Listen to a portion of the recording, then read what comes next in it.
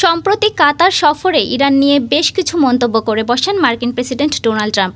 প্রতিউত্তরে ইরানও ছেড়ে কথা বলল না। দেশটির প্রেসিডেন্ট মাসুদ পেজেশকিয়ান সাফ জানালেন, ট্রাম্পের কোনো হুমকির কাছে মাথা নত করবে না ইরান। 15 মে এক প্রতিবেদনে এমনটাই জানিয়েছে কাতার ভিত্তিক সংবাদ মাধ্যম আল জাজিরা। 3 দিনের উপসাগরীয় সফরে মার্কিন প্রেসিডেন্ট ট্রাম্প তেহরানের সমালোচনা করলে তার জবাবেই এমন হুঁশিয়ারি উচ্চারণ করেন পেজেশকিয়ান।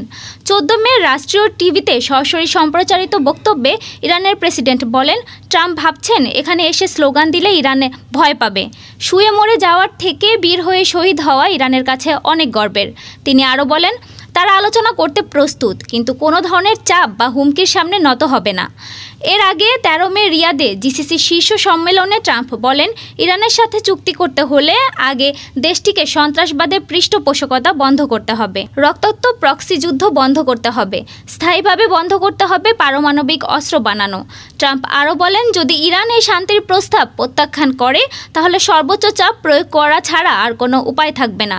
এরই মধ্যে ওয়াশিংটন এবং তেহরান ওমানের মধ্যস্থতায় পারমাণবিক কর্মসূচি নিয়ে 4টি বৈঠক করেছে, যদিও এখনও ঐকমত্য পৌঁছাতে পারেনি দেশ দুটি।